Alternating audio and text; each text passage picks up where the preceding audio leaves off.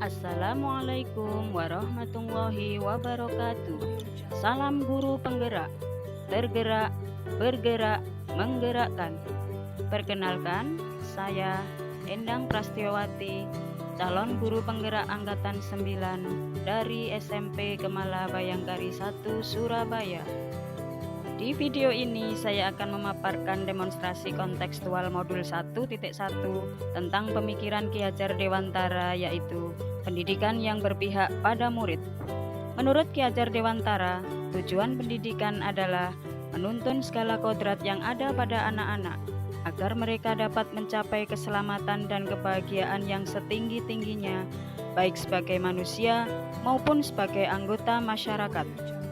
Sesuai dengan pemikiran Ki Hajar Dewantara tersebut, maka seorang guru harus berpihak pada murid, mengutamakan kepentingan murid, memahami karakter murid, mengetahui gaya belajar murid, mengetahui kebutuhan murid, dan memahami tujuan pembelajaran yang akan dicapai. Hal ini agar terwujudnya murid yang memahami ilmu pengetahuan dan murid yang memiliki budi pekerti yang baik dan karakter yang unggul. Menurut Ki Hajar Dewantara, murid kita hidup dan tumbuh menurut kodratnya sendiri. Maka, guru harus bisa menuntun murid sesuai kodratnya, baik kodrat alam maupun kodrat zaman.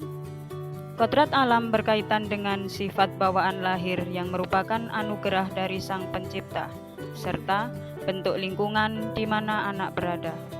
Sedangkan kodrat zaman berkaitan dengan isi dan irama, di mana sebagai seorang guru harus bisa menuntun siswa sesuai dengan perkembangan zaman. Ki Hajar Dewantara juga menegaskan, didiklah anak-anak dengan cara yang sesuai dengan tuntutan alam dan zamannya sendiri. Masih ingat tentang semboyan Ki Hajar Dewantara? Yang pertama adalah ing ngarsa sung tulodo.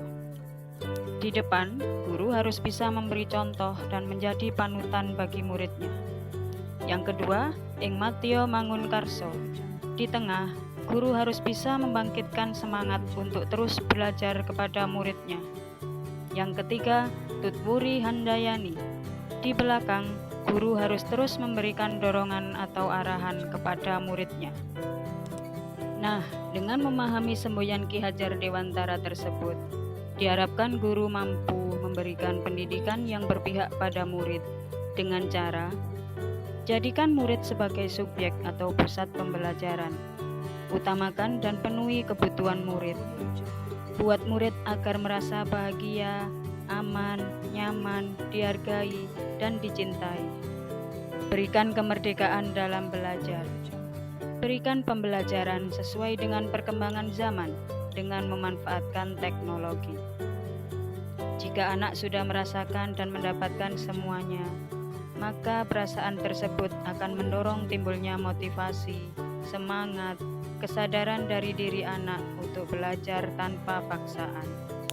Dalam menerapkan pemikiran Ki Hajar Dewantara, di sekolah saya telah melaksanakan kegiatan-kegiatan yang menerapkan pendidikan yang berpihak pada murid, di antaranya: pertama, kegiatan ekstrakurikuler yang bertujuan untuk mengembangkan bakat dan minat murid.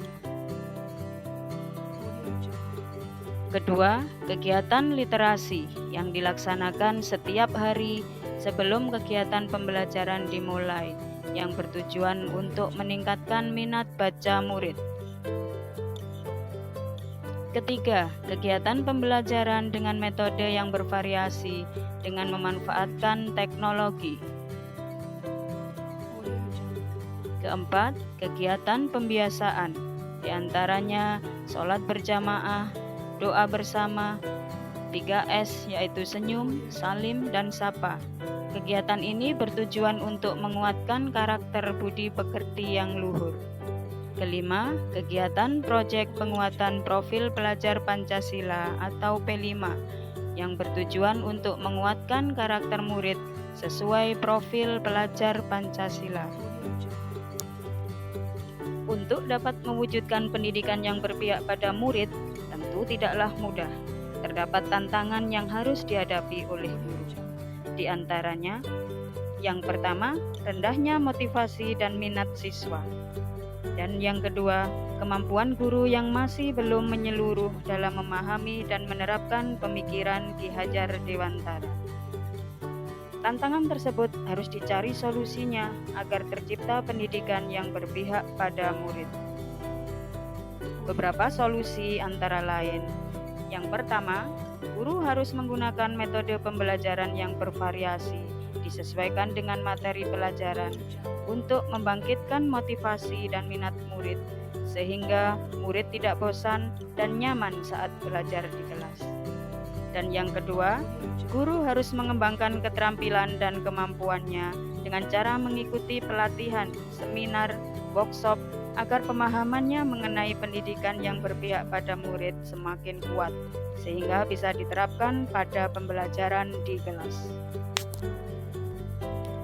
Ingat ya, sebagai pendidik, guru tidak boleh bosan dalam memberikan contoh dan teladan yang baik kepada murid.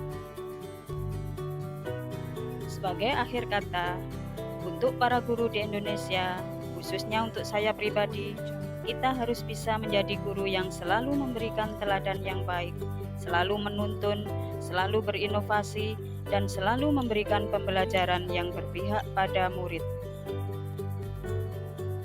Terima kasih sudah menyaksikan video ini. Salam guru penggerak. Wassalamualaikum warahmatullahi wabarakatuh.